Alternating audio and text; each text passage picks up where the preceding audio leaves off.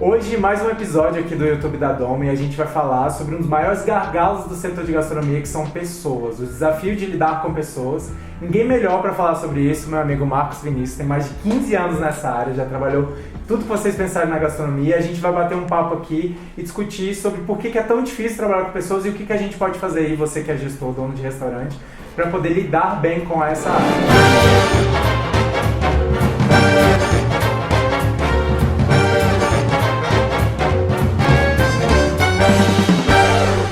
Então, eu comecei na gastronomia em projetos familiares, né? Aquela questão de composição de renda, acaba que isso tem muito aqui no Brasil, né? De às vezes os seus pais não terem muitos caminhos, tá com dificuldade de às vezes arranjar algum emprego, então caí nessa área desse jeito. Então os meus pais começaram a fazer comida para fora, tivemos uma pizzaria dentro de casa, com 19 anos de idade eu comecei a gerenciar o meu primeiro restaurante, que era um restaurante familiar. Nós chegamos a abrir dois restaurantes quando eu tinha 19 anos de idade. E eu gosto de falar que eu era o pior gestor de todos, porque imaginava que por eu estar pagando o salário das pessoas, elas tinham que fazer algumas coisas que talvez elas nem soubessem fazer direito, não tinham os caminhos, entendeu? Então eu imaginava que elas, só porque eu estava pagando o salário delas, tudo tinha que ser perfeito. Mas a realidade, a gente sabe que não é assim, né? A gente sabe que pessoas a gente tem que estar estimulando o tempo todo, tem que estar dando caminhos, tem que saber contratar pessoas corretas para as vagas corretas, né?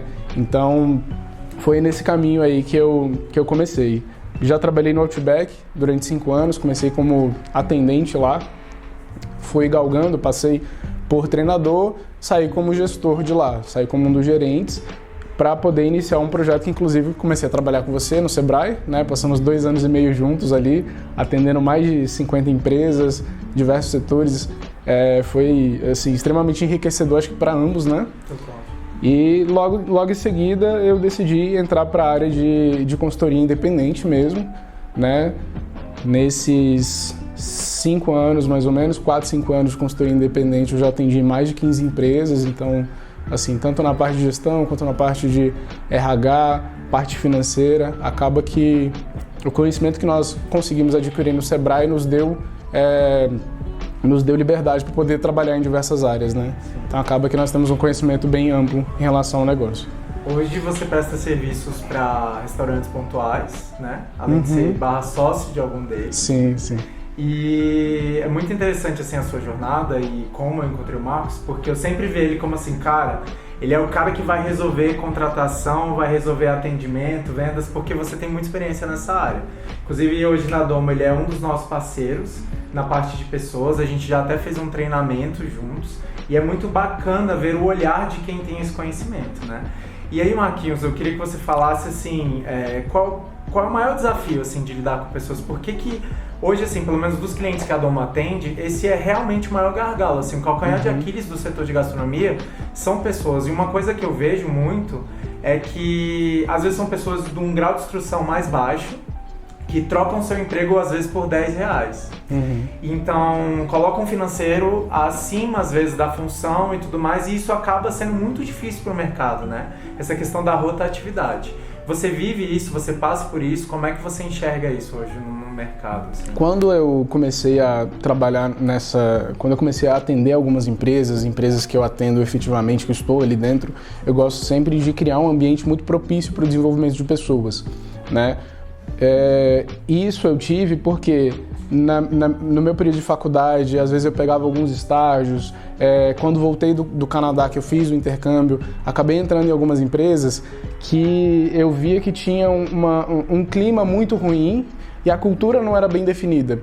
Então, com o passar dos anos, eu fui vendo e eu pensei, não, o dia que eu tiver minha empresa, eu vou tentar criar um ambiente mais favorável possível para o desenvolvimento das pessoas, onde as pessoas realmente estivessem muito à vontade na hora de fazer o trabalho delas, né?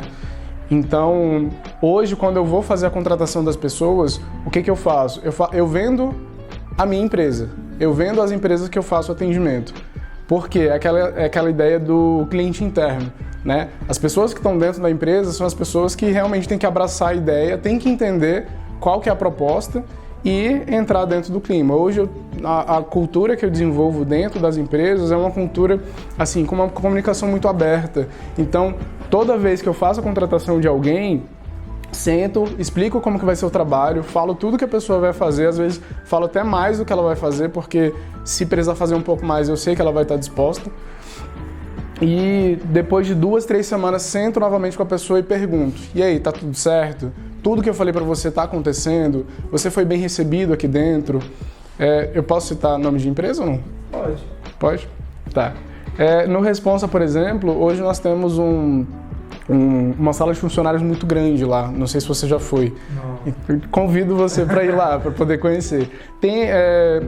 Eu sei que muitas empresas têm problema estrutural, né? Não tem onde colocar ali uma sala de funcionários, às vezes é um cubículo muito pequeno e muitas vezes o funcionário acaba tirando intervalo em locais assim, mesas mesmo, cadeira da empresa, o que não é legal.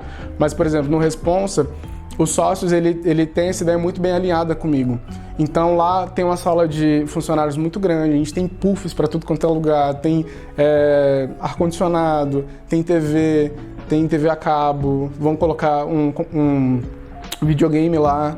Já pensamos a ideia de colocar um totó, só que como fica do lado da sala de reunião, às vezes pode atrapalhar, né? Mas volta e meia a gente aluga uma mesa de ping-pong para os funcionários se divertirem, porque lá a gente trabalha com equipe jovem, entendeu?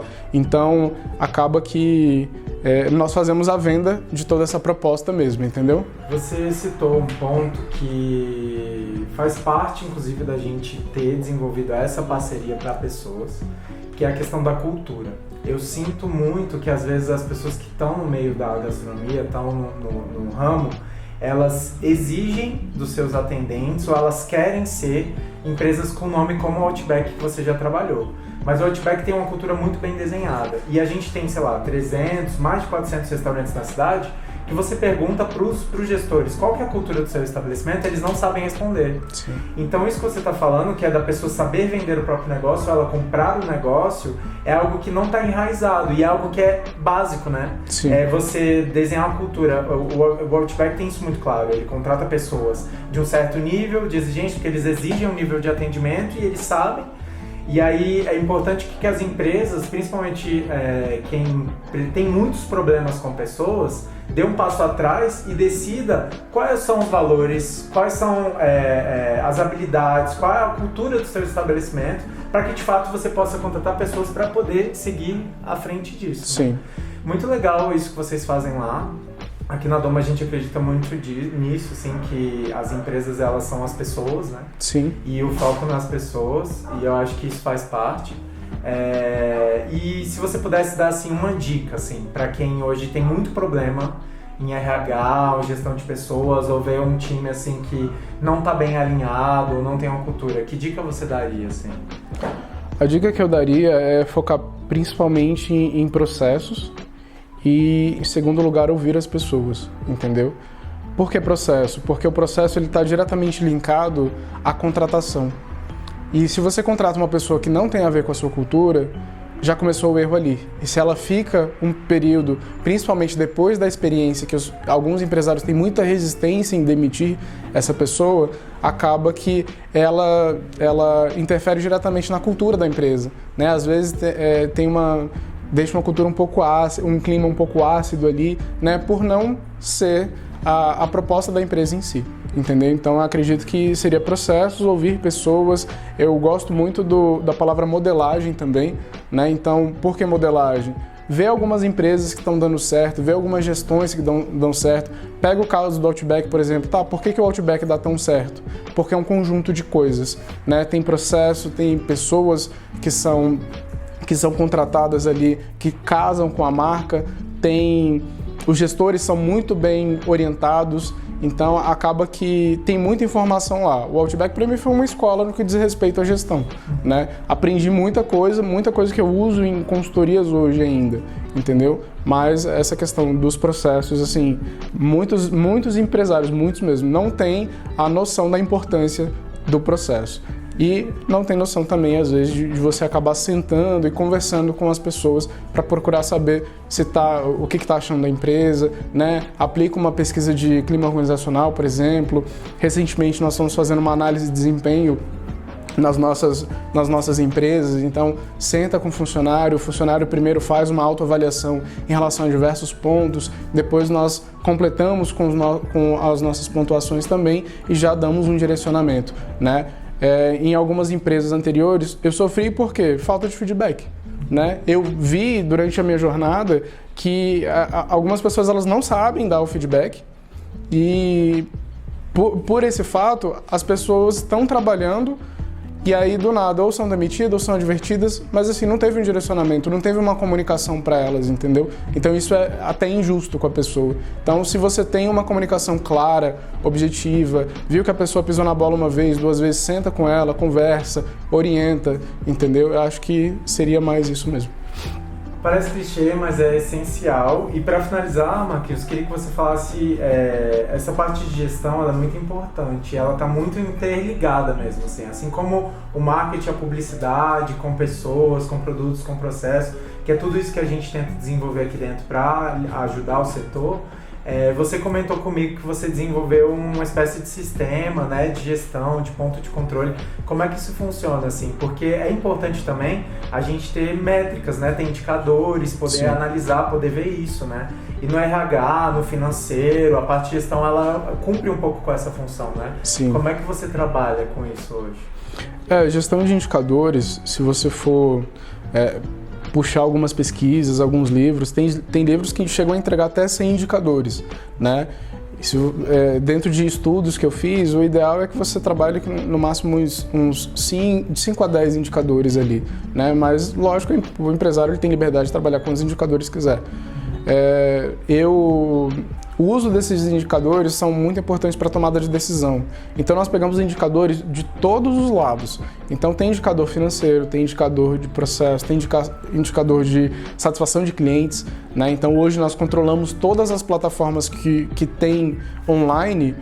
Pega Instagram, pega Facebook, pega Google, pega iFood, Uber Eats e vamos ver como que tá as pontuações. Então se a pontuação estiver abaixo de 4,5, que já é um alerta ali, nós geramos ações para isso, né? Mesma coisa que CMV, nós trabalhamos com o teto de CMV próximo de 31%.